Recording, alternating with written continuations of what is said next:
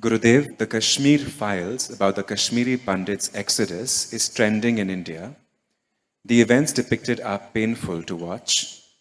One side says these events are important for future generations to remember, while others feel there is no point in fueling past hatred.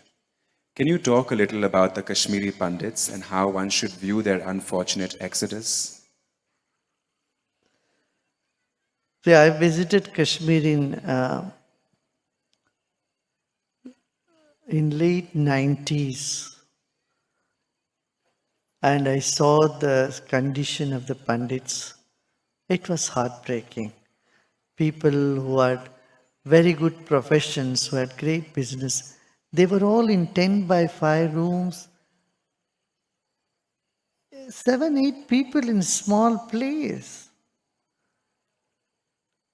I think even the roadside workers, when they live in those sort of tents, they would have lived in a better condition than the Pandits who were living in the outskirts of Jammu, in Delhi, all these places.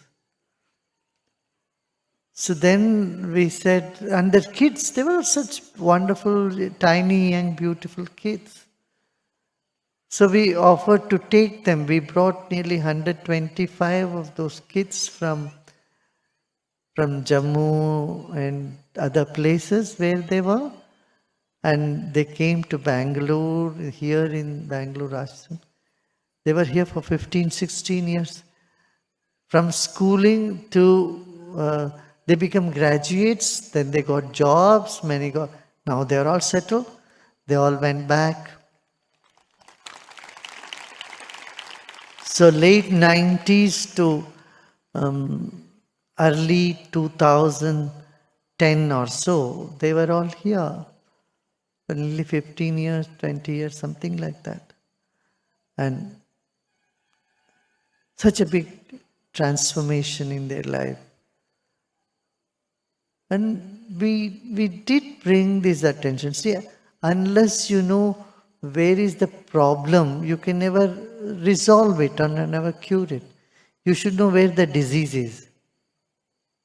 Knowing the disease is necessary. But you should not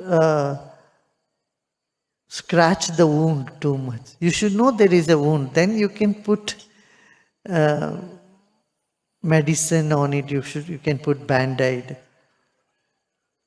But if you keep denying that there is any wound, that is a problem. So it's easy for people to go either of the extremes. One is you deny there isn't any wound. This is what people have been doing for a long time. They denied that any such thing happened.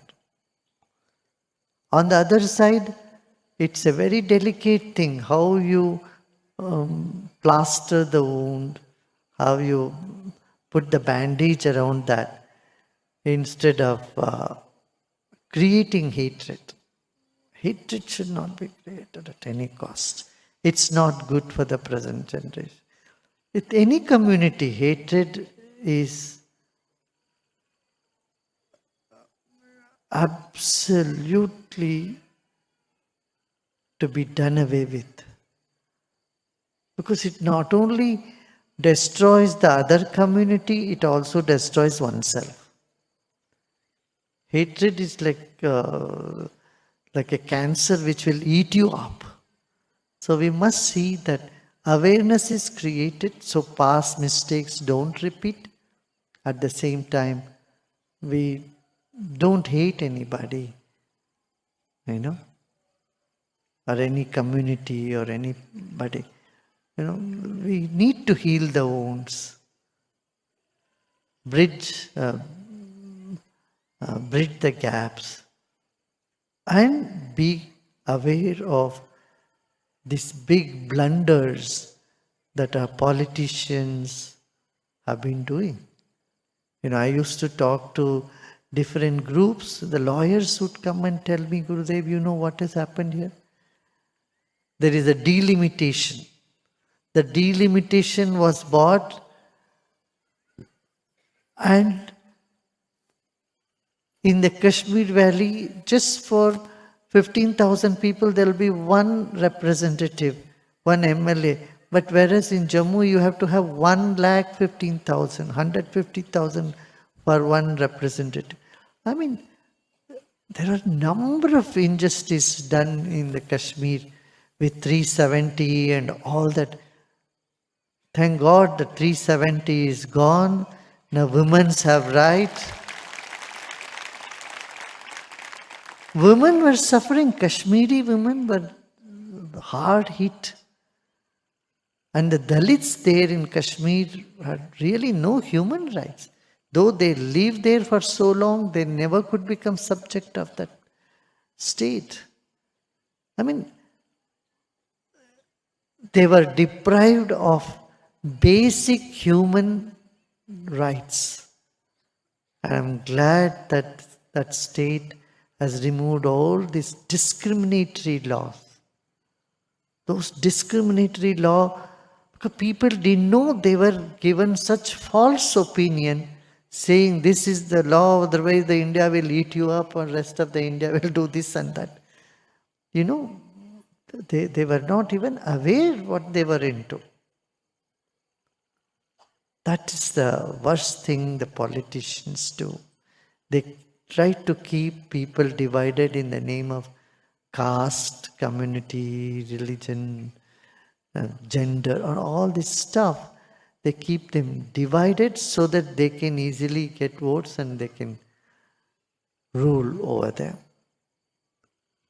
I'm glad that 370 is gone. Women have their rights. Can you imagine a woman who is married to someone outside the state would lose everything of her property in Jammu and Kashmir? I have known many women who are married to somebody in Bihar, and this lady's the husband passed away. On the other hand, the lady's father passed away, but father's inherited property she could not get because she was married to somebody outside the state.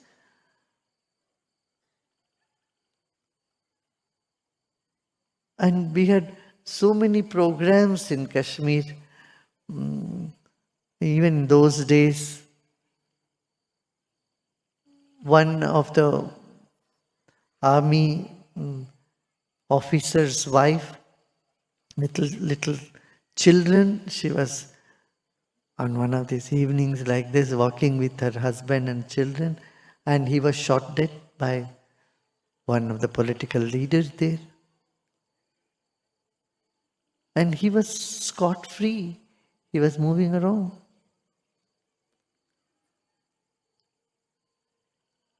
And then when he was in jail, look at this incident.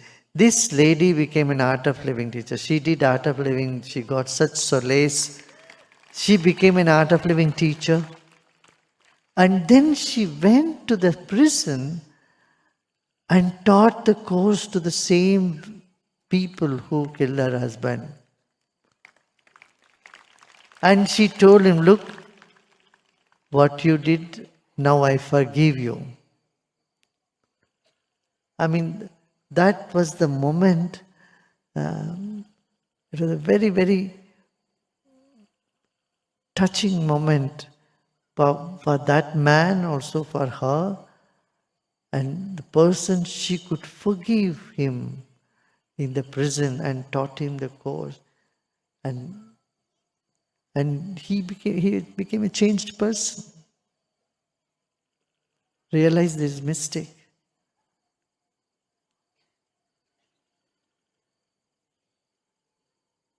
And you know, every life has its own story in their colors. And that's why I say, you know, to see life beyond all this.